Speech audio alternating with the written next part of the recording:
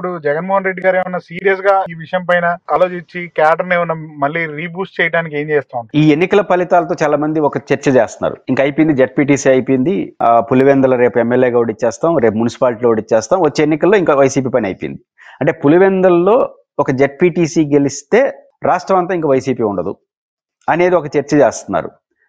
ఇదే నిజమైతే ఒక జెడ్పీటీసీకే ఇంకా మున్సిపాలిటీ ఇంకా జెడ్పీటీసీ 10,000 ఓట్లే మొత్తం ఉన్న ఓట్లలో చాలా తక్కువ ఓట్లు ఉన్నది ఆ మండలంలోనే. ఆ మండలంలో ఓడిపోయిన కారణంగా జగన్ గారు అయిపోతే మరి కుప్పంలో మొత్తం ఓడిపోయినారు. మొత్తాన్ని అన్ని జెడ్పీటీసీలు, మున్సిపాలిటీ, ఎంపీపీలు అన్ని ఏకపక్షంగా వైసీపీ గెలిచింది, తెలుగుదేశం ఓడిపోయింది. మరి ఆ తర్వాత ఎన్నికల్లో 164 సీట్లు వచ్చినాయి. అంటే నియోజకవర్గం ఓడిపోతే 164 సీట్లు వచ్చినప్పుడు ఒక జెడ్పీటీసీ వస్తే వైనాట్ 175 అవుతుందా? ఇప్పుడు వైనాట్ పులివెందులు అంటున్నారు వాళ్ళు, అంటే జెడ్పీటీసీ వాళ్ళు వైనాట్ 175 జగన్ అనేది రిజర్వ్ వచ్చేమో. కాబట్టి ఇదే సూత్రం కరెక్ట్ అయితే ఏది పులివెందుల్లో జెడ్పీటీసీ వైసీపీ ఓడిపోయింది కాబట్టి అది రిఫ్లెక్ట్ అవుతుంది వచ్చే ఎన్నికలైనప్పుడు కుప్పం కూడా రిఫ్లెక్ట్ అవుతుంది. కుప్పంలో వైసీపీ గెలిచి తెలుగుదేశం ఓడిపోతే ఆ తర్వాత జరిగిన ఎన్నికల్లో తెలుగుదేశం అద్భుత విజయాన్ని సాధించింది. మరి ఇప్పుడు జెడ్పీటీసీలు ఓడిపోయారు కాబట్టి వచ్చే ఎన్నికల్లో అద్భుత విజయం వైసీపీ సాధిస్తుందని లెక్కేసుకోవచ్చా? కాదు కదా. కాబట్టి ఇట్లా ఉండదు. పులివెందుల అండ్ కుప్పంలో రాష్ట్ర ఫలితాలు నిర్ణయించబడవు, అక్కడ స్థానిక అంశాలే ఉంటాయనేది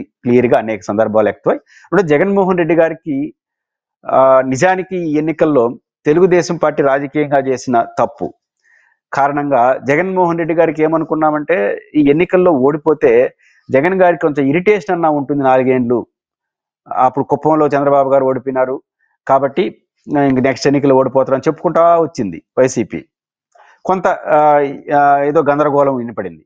కానీ ఇప్పుడు వైసీపీని ఇరిటేట్ చేయడానికి కూడా తెలుగుదేశం పార్టీకి అవకాశం లేకుండా పోయింది. వాళ్ళు అనుకుంటే ఇంక మనం చేయగలిగింది ఏం లేదు. ఎందుకంటే ఈ లెక్కలు వచ్చేసినాయిగా. అంటే డిపాజిట్ రాకపోవడం, పులివెందుల్లో జగన్మోహన్ రెడ్డి గారి పార్టీకి డిపాజిట్ రాలేదంటే ఎవరిని నమ్ముతారా?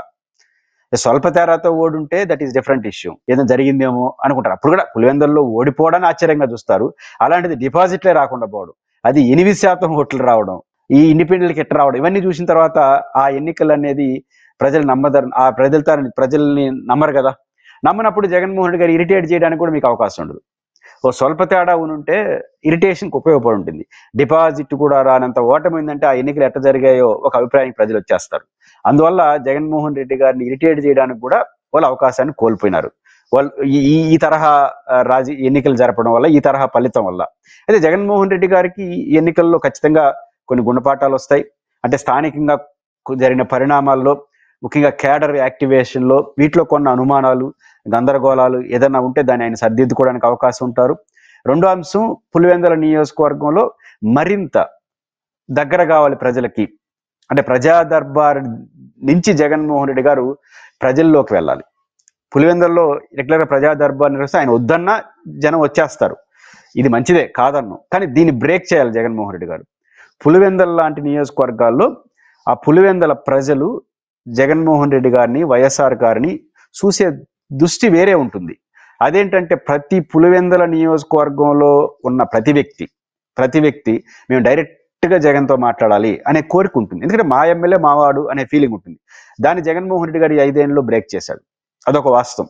ఈ ఎన్నికల ద్వారా వారు నేర్చుకోవాల్సింది అది. ఎందుకంటే రాజశేఖర రెడ్డి గారితో ఎలా ఉన్నారో వాళ్ళ కొడుకుతో ఇంకా బాగుండాలనుకుంటారు. సహజం, ప్రజల కోరికలు పెరుగుతాయి తప్ప తగ్గవు. ఒక్క ఉదాహరణ చెప్తాను. పులివెందులలో ప్రజలు ఎట్లా ఉండాలి మా జగన్ గారు అని కోరుకుంటారనే దానికి రాజశేఖర రెడ్డి ఎగ్జాంపుల్ చెప్తాను.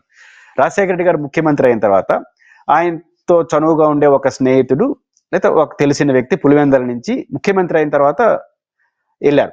ఉదయం పూట ఆయన ప్రజా దర్బార్ నిర్వహిస్తారు కదా, ఉదయం పూట ఇంటికాడ, దాని దగ్గరకు వెళ్ళారు. మధ్యాహ్నం కొంచెం లేట్ అవుతోంది. ఆ టైంలో అక్కడ కానీ ఆ తర్వాత కానీ కలిశాడు. మొత్తం ప్రజా దర్బార్ కానీ ఇంటికాడ కలిశాడు. ఏరా ఓరే అని అనేంత చను వాళ్ళిద్దరికి. ఏరా ఇట్లా వచ్చావు అని అంటే, బాగున్నావు అంటే బాగున్నావు, ఎలా ఉన్నారు, ఊర్లో ఎలా ఉన్నారు, ఏమైనా సమస్య, ఇవన్నీ మాట్లాడిన తర్వాత ఏమి ఇట్లా వచ్చావు, ఏంటి సమస్య ఉందా చెప్పు అని ముఖ్యమంత్రి అడిగితే ఎవరైనా ఏమడుగుతారు? ఏదైనా పనో, లేకపోతే సిఫార్సో, ఫేవరో, లేకపోతే ఏదో డబ్బులు వచ్చే మార్గాలు, కాంట్రాక్ట్లు ఇవి అడుగుతారు నేచురల్ గా ముఖ్యమంత్రి కలిస్తే. కానీ ఆయన అడిగింది ఏంటో తెలుసా? చాలా ఇబ్బందిగా ఉంది, చాలా అవమానంగా ఉంది, మావాడు నువ్వు నా ఫ్రెండ్ ముఖ్యమంత్రిగా ఉన్నావు, నాకు పలానా థియేటర్లో సినిమా టికెట్ దొరకలేదు, చాలా అవమానంగా ఉంది, నేను సినిమా టికెట్ చూడకుండా మళ్ళీ మన ఊరికి పోతే నాకు అవమానం, నాకు సినిమా టికెట్ కావాలని అంట. మళ్ళీ రాజశేఖర రెడ్డి భుజం మీద కొట్టే ముఖ్యమంత్రిని సినిమా టికెట్ అడుగుతావు ఏంటంటే, ఇంకా అంతమించి నాకేముంది, నువ్వు ముఖ్యమంత్రి అయిపోయి అంతే చాలు, ఇంకా అంతమించి మాకేం కావాలంటే భుజం మీద కొట్టి సినిమా టికెట్ ఏరే వారి సిబ్బందిని పంపించి సినిమా థియేటర్లో సినిమా టికెట్ కొనిచ్చి సినిమా చూపించి భోజనం పెట్టించి బస్సు ఎక్కించి వచ్చాడు. ఇక్కడ ఏం కనపడతా ఉంది, రాజశేఖర రెడ్డి గారితో ఆ నియోజకవర్గ వాళ్ళు అట్లా బిహేవ్ చేస్తారు. సినిమా టికెట్ అడిగే పరిస్థితి, అంత చనువు, అంత చొరవ, మధ్యలో ఎవరు ఉండకూడదు, డైరెక్ట్ గా మేమే, అలాంటి చొరవ రాజశేఖర రెడ్డి గారు ఆ రోజు ఇచ్చారు, అమలు చేశారు. ఈరోజు జగన్ గారు గత 5 ఏళ్ళలో అది జరగలేదన్నది బహిరంగ రహస్యం. దానికి రహస్యం కూడా కాదు, బహిరంగం. కాబట్టి అదే కోరుకుంటే ఇంకా రాజశేఖర రెడ్డి గారి కన్నా వయసులో చిన్నవాడు కాబట్టి ఇంకా జగన్ మాత్రం ఇంకా ఎక్కువ ఉండాలి, పైపై చిన్న రాష్ట్రం అనే భావన ఉంది. పులివెందుల నియోజకవర్గ ప్రజల యొక్క ఆకాంక్షలు అవి. అట్లాంటి ఆకాంక్షలు ఉన్నటువంటి పులివెందుల నియోజకవర్గానికి దాన్ని అడ్రస్ చేయడంలో జగన్మోహన్ రెడ్డి గారు గత 5 ఏళ్ళలో మిస్ అయింది.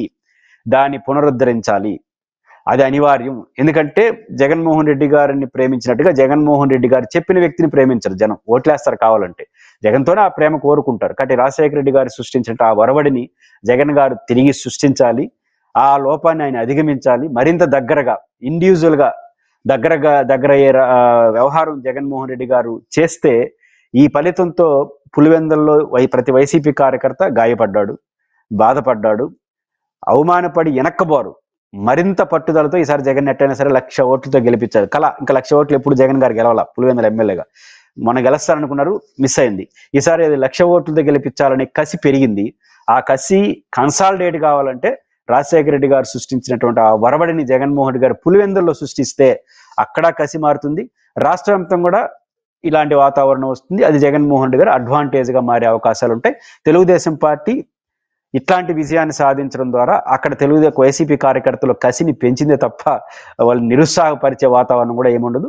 పట్టుదలతో ఉంటారు. జగన్ గారు ఆ పట్టుదలని కన్సాల్ట్ చేసే యాక్టివిటీ చేయడం అనేది తరువాయి పరిస్థితిలో ఆధారపడి ఉంటుంది.